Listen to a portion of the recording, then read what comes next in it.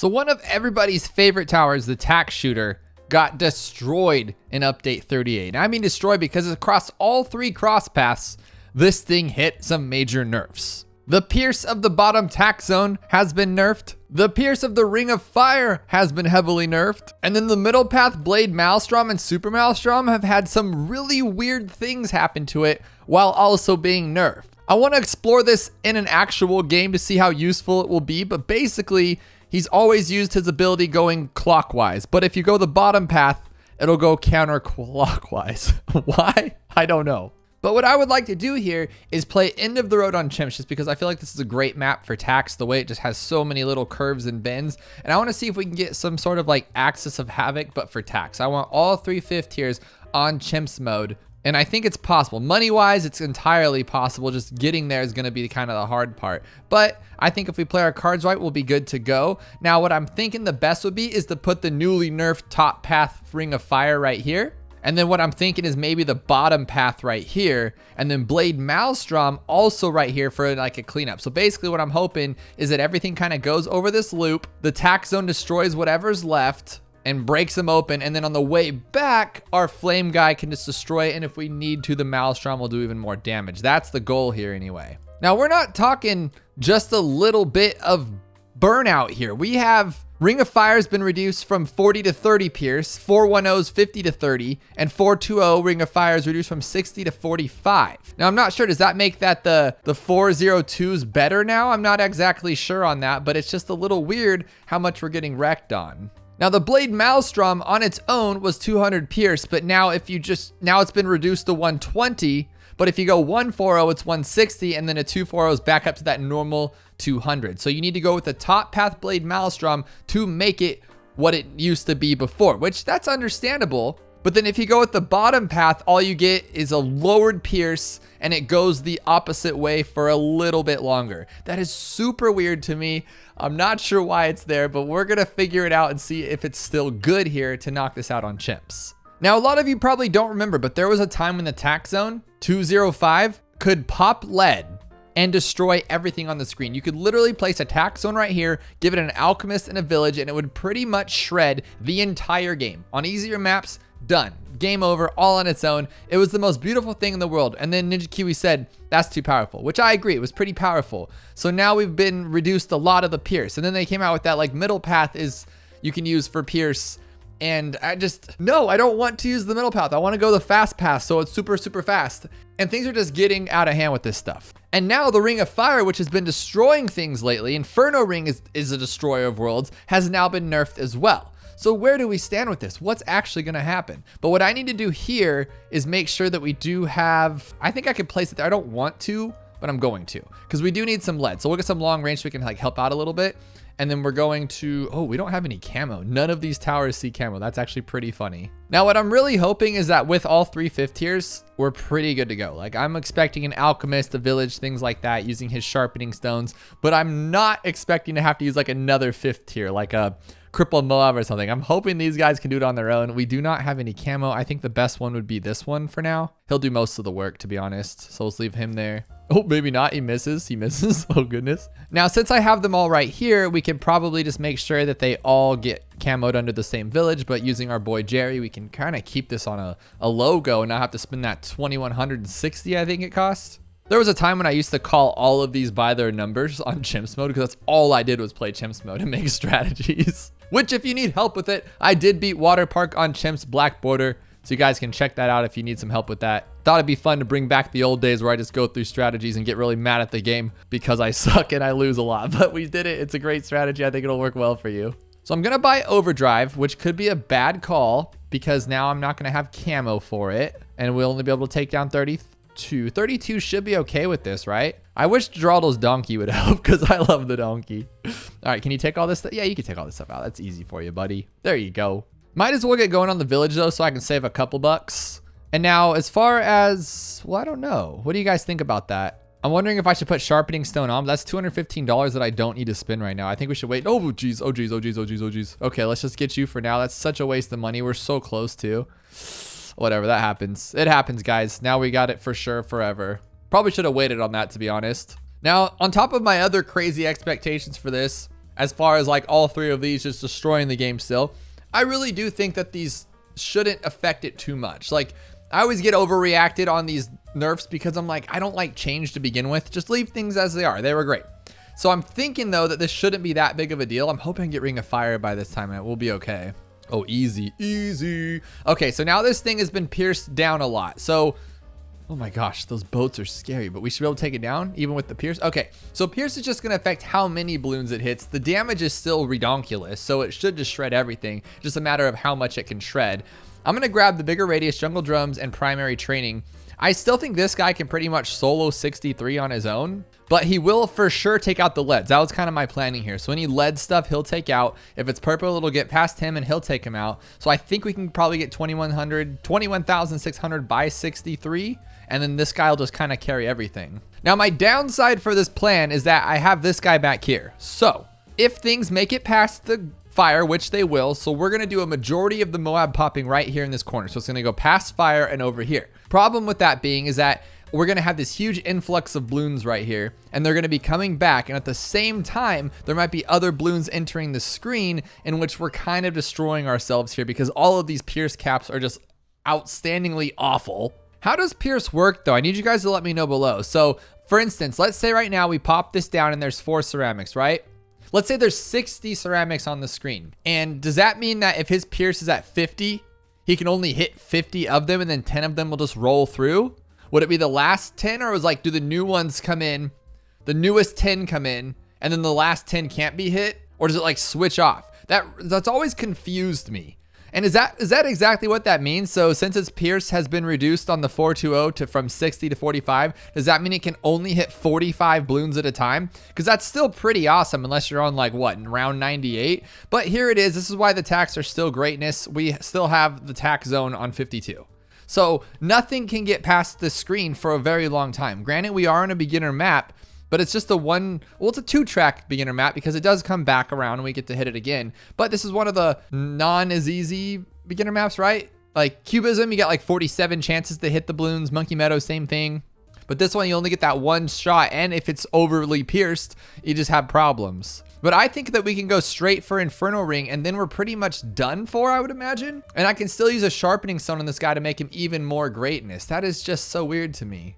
Does that mean that these little guys are going to be going backwards too, counterclockwise, since they're pretty much a tack shooter? That would be pretty funny. And why does Geraldo grow on me the more and the more I use him? I wasn't a big fan in the beginning because he's too confusing, but when you think about his utility for the fact that I can sharpen up my tacks for something like this, I can use camo very early if a tower that I made strong isn't strong enough to pop camo yet. I can slow down something if it gets too out of hand or hairy. This tower is amazingly awesome.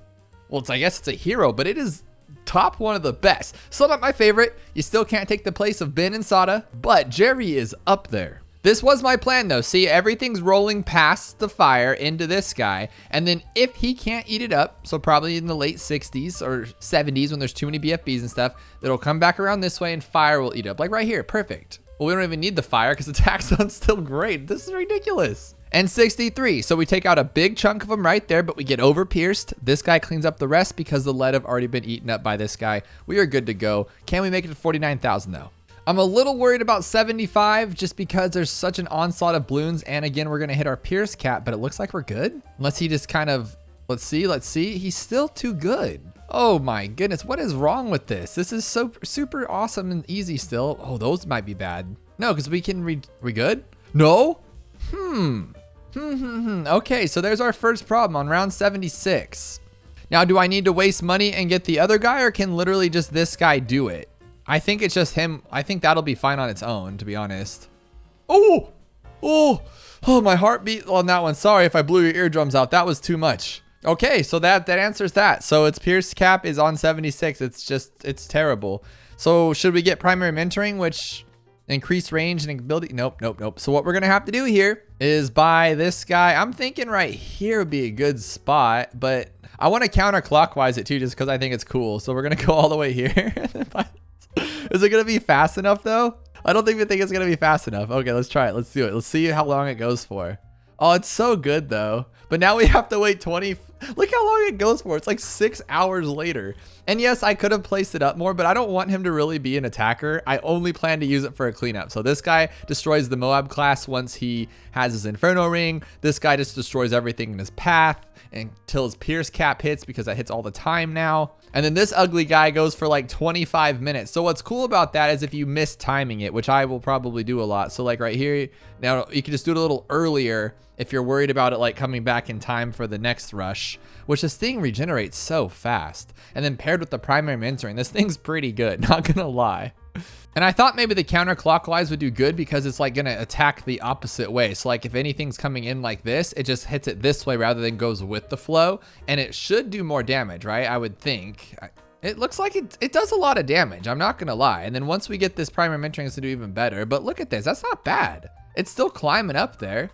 A little faster than this one even, but I mean, that is an ability though. But so let's see if we can take down these fortifieds. Probably should have not done that because I'm probably gonna need it. No, it did it. It did it. That's really good. Here's the ZOMGZ. Let's see what he does. He has those cool little glasses on. This guy looks awesome, not gonna lie. So this was my plan all along. He's gonna take it down, all of them down. Just take them all down. And then I don't think we're gonna be able to, this is Pierce cap for sure though, huh? So we need to use this. But that's such a good team. Look how good they are. And see, I mistimed it. The blue Moabs were over here and I thought, oh man. But no, I still had like 55 seconds left on this cooldown. So we were cool. Okay. That's a little scary. I shouldn't have done that. But given the fact that it lasts that long, like it regenerates right away again. Okay. Ooh, a pink. No.